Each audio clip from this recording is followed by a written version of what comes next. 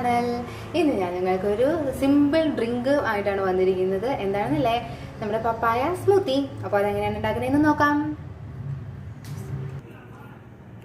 അപ്പോൾ അതാ ഞാൻ പപ്പായ എടുത്തിട്ടുണ്ട്. നമ്മൾ ആദ്യം പപ്പായ, ഇതൊരു മീഡിയം സൈസ് പപ്പായ ഉണ്ട്, നല്ല മധുരമുള്ള പപ്പായാണ്. പപ്പായ ഇതിലേക്ക് ഇട്ട് കൊടുക്കുകയാണ്.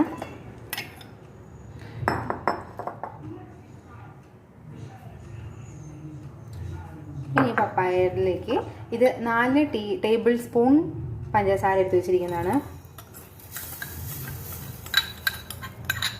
ഓക്കെ, ഇത്രയും മാത്രം. ഇത് മാത്രം ഒന്ന് മിക്സിയിലിട്ടൊന്ന് അടിച്ചെടുക്കാം.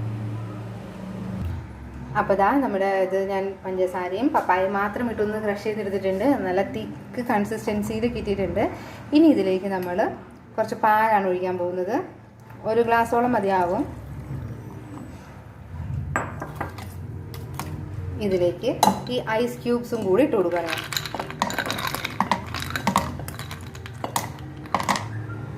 ഇനി ഇത് നമുക്ക് ഒന്നും കൂടി ഒന്ന് അടിച്ചെടുത്തിട്ട് വരാം.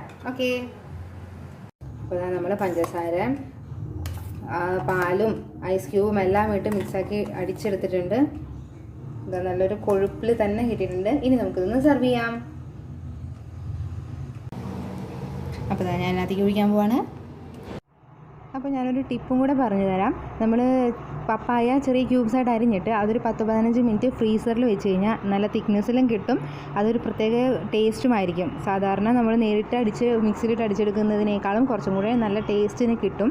അപ്പോൾ അത് നിങ്ങൾ അങ്ങനെ ഒന്ന് ചെയ്യാൻ ട്രൈ ചെയ്ത് നോക്കണേ. അപ്പോൾ അതിന് ഞാൻ ഇതിലേക്ക് ഗാർണിഷ് ചെയ്യാൻ പോകുന്നത് നമ്മൾ പൊടിച്ച് വെച്ചിരിക്കുന്ന ഏലക്കായാണ് ഇട്ട് കൊടുക്കാൻ പോകുന്നത്.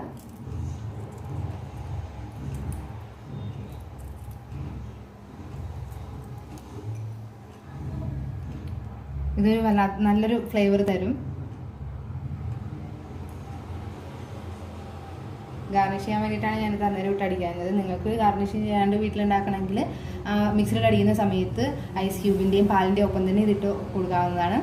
അപ്പോൾ എല്ലാവരും ഇത് വീട്ടിൽ ട്രൈ ചെയ്ത് നോക്കുക. നിങ്ങൾക്ക് ഈ വീഡിയോ ഇഷ്ടമായെങ്കിൽ ലൈക്ക് ചെയ്യുക, ഷെയർ ചെയ്യുക, സബ്സ്ക്രൈബ് ചെയ്യുക.